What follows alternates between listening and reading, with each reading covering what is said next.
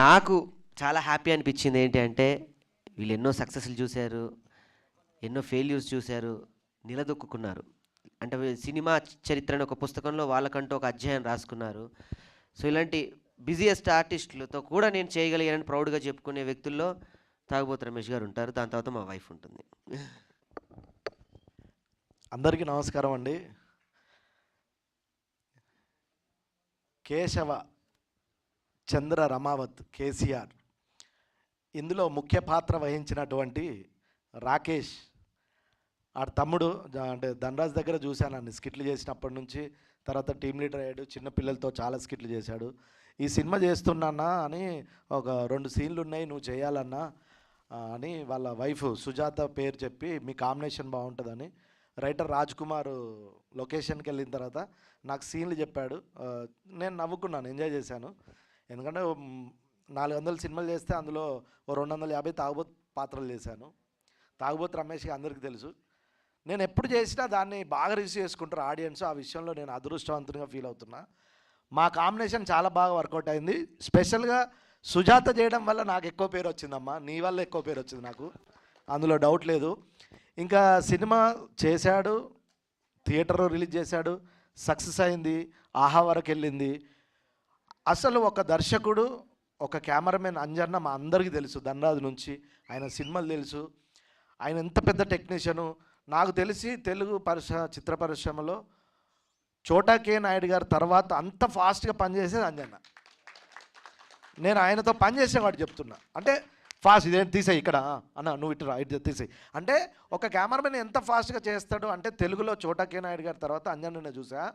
అంజన్న వీడిని నమ్మి ఇంత పెద్ద సినిమా భుజాన్ని వేసుకొని ఎంత కష్టపడ్డాడో కల్లారా చూసినా.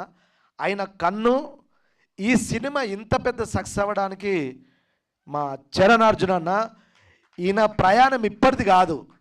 నేను ఇండస్ట్రీకి వచ్చినప్పుడు ధనరాజు ఒక స్టూడియోకి పిలిచి, అరే ఒక అతన్ని పరిచయం చేస్తారా అని స్టూడియోకి పిలిచినప్పుడు ఒక సాంగ్ పాడితే పిచ్చోనైనా ఇట్లా ఆ టేబుల్ మీద డోలకు కొడుతూ తెలంగాణలో ఒక సాంగ్ పాడితే అమ్మ ఏంది ఇంత టాలెంట్, ఇంత ఘోరం ఉన్నాడు ఏంటి అనుకున్నా. అన్న మీకు గుర్తుంది, ఇప్పుడు కాదు ఇది 15 సంవత్సరాల కిందట. అలాంటి అన్న సాంగ్స్ చేసిన, ప్రైవేట్ సాంగ్ చేసిన, తెలంగాణ గురించి సాంగ్స్ పాడినా, ఆంధ్రాలో సాంగ్స్ పాడినా అవి ఎంత ప్రజాదరణ పొందిందో. అయిన మ్యూజిక్ వల్ల ఈ సినిమా ఆ లెవెల్లో ఉందండి. అందులో ఏమాత్రం సందేశం లేదు.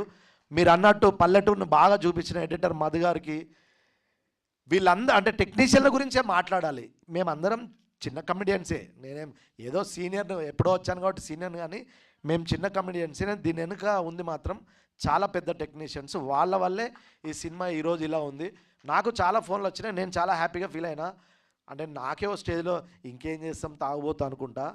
కానీ ఇందులో ఆ 2 సీన్లకు నాకు వచ్చిన అప్లాజు నాకు చాలా కిక్ ఇచ్చింది. అందులో no doubt. Please thank you Rakesh, నాకు ఈ అవకాశాన్ని ఇచ్చినందుకు థ్యాంక్ యూ.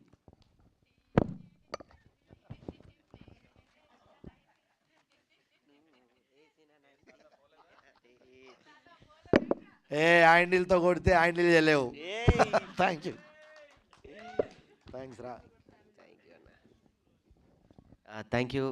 మీ క్యారెక్టర్కి నేను ఎంత ఆనందపడ్డానో ఎడిటింగ్ రూమ్లో నాకు అంజన్నకు తెలుసు.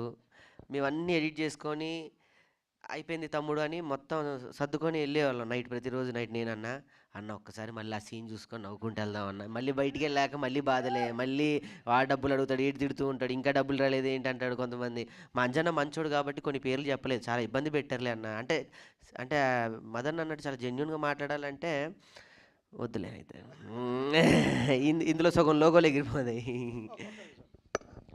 ఇందులో నటించిన నటీనటులు అందరూ నాకు ఎప్పటి నుంచో తెలుసు. ముఖ్యంగా నేను అక్కినేని ఫిలిం ఇన్స్టిట్యూట్ 2005లో చేసినప్పుడు మయూమ్ మధు గారు మా 30 మంది స్టూడెంట్స్కు మైమ్ నేర్పడం అంటే ఆయన అలా మైమ్ చేస్తా అంటే షాక్ అయిపోయా. అలాంటి మైమ్ మధు గారు బల్గం నుంచి చాలా మంచి పేరు వచ్చారు. నేను అనుకునేవాడిని ఇన్స్టిట్యూట్లో అందరూ బాగా యాక్ట్ చేస్తే వీళ్ళందరూ ఎందుకు స్క్రీన్ మీదకి రారా అనుకునేవాడిని. ఇప్పుడు వచ్చిన తర్వాత మీ విశ్వరూపం తెలుస్తుందన్న, మీరు ఇంకా మంచి పొజిషన్కి వెళ్తాడు.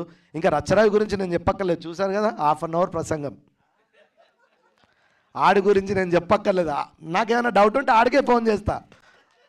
వాడు పిఎం నుంచి ప్యూన్ వరకు మొత్తం చెప్తాడు, ఎవరిని కలవాలి ఎవరిని కలవద్దు, ఎప్పుడు ఏమవుతుందని. అంత నాలెడ్జ్ ఉన్న ఏంట్రా అది ఫ్యూచర్లో మినిస్టర్, ఏ మినిస్టర్ అను.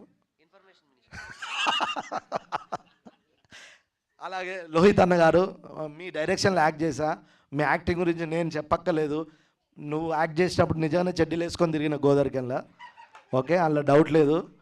ఇందులో నటించిన వాళ్ళందరూ చాలా అద్భుతంగా చేశారు, నాతో సహా. థ్యాంక్ యూ రాకేష్, దీనికి నువ్వే ముఖ్య కారకుడి.